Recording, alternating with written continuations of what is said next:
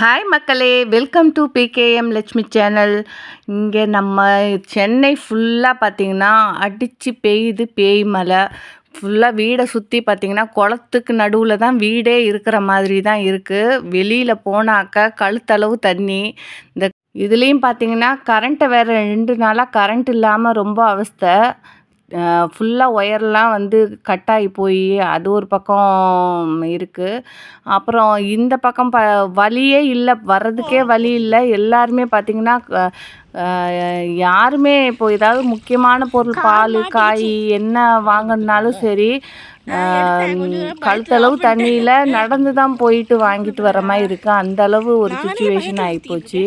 இப்போ எங்கள் வீட்லேயும் பார்த்திங்கன்னா நல்ல வேலை நான் சூப்பர் மார்க்கெட் போயிட்டு ஏதோ கொஞ்சம் பொருள் வாங்கி வச்சனால கொஞ்சம் தப்பிச்சுக்கிட்டேன். ஆனாலும் பயங்கரமாக இருக்குது.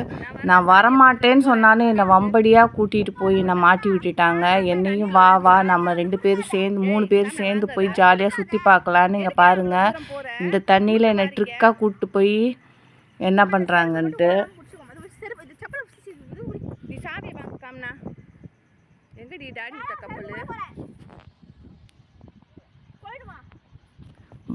வரலனாலும் என்னை விடாமல் அவங்க போகிறது இல்லாமல் என்னையுமே கூட்டிகிட்டு போகிறாங்க. என்னை ஃபுல்லாக தண்ணி தாங்க, அதிகமான தண்ணி. கொஞ்சம் இடத்துல தான் இந்த மாதிரி தண்ணி இல்லாமல் கம்மியாக இருக்குது.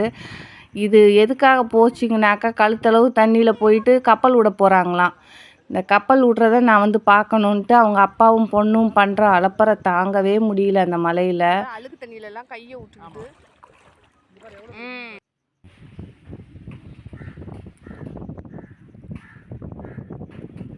ஸ்கூட்டியே பார்த்திங்கனாக்கா ஏதோ நம்ம வீடு பக்கம் கொஞ்சம் மேடுங்கிறனால தண்ணி அவ்வளோவா, அதாவது ஸ்கூட்டியில் பாதி அளவு தான் தண்ணி இருக்குது. அதையே மேலே தூக்கி விடுறதுக்கு எனக்கு இடமே இல்லை. சரி என்ன பண்ணுறது அப்படின்னு நிற்கிது. பார்ப்போம், ஸ்டார்ட் ஆச்சுன்னா பார்க்கலாம் அப்படின்ட்டு. ஏன்னா எங்கேயுமே விட முடியல. இந்த பக்கமும் வழி இல்லை, அந்த பக்கமும் பார்த்திங்கன்னா வண்டி நிற்கிறதுக்கு வாய்ப்பே இல்லை. சரி பார்க்கலாம் அப்படின்னு சொல்லிட்டு மாட்டிக்கிச்சு. மலையில் மாடு நாய் எல்லாமே பார்த்திங்கன்னா போகிறதுக்கு இடமே இல்லாமல் சாப்பாடும் இல்லை அதுங்களுக்கு. வீடு தேடி வர ஆரம்பிச்சிச்சு. இந்த கன்றுக்குட்டி பார்த்திங்கன்னா 3 மந்த்தாக வரவே இல்லை. இப்போ திடீர்னு எங்கள் வீட்டுக்கார் வந்ததுக்கப்புறம் அவர் குரல் கேட்டு வந்ததா என்னன்னு தெரியல, திடீர்னு வந்துருச்சு.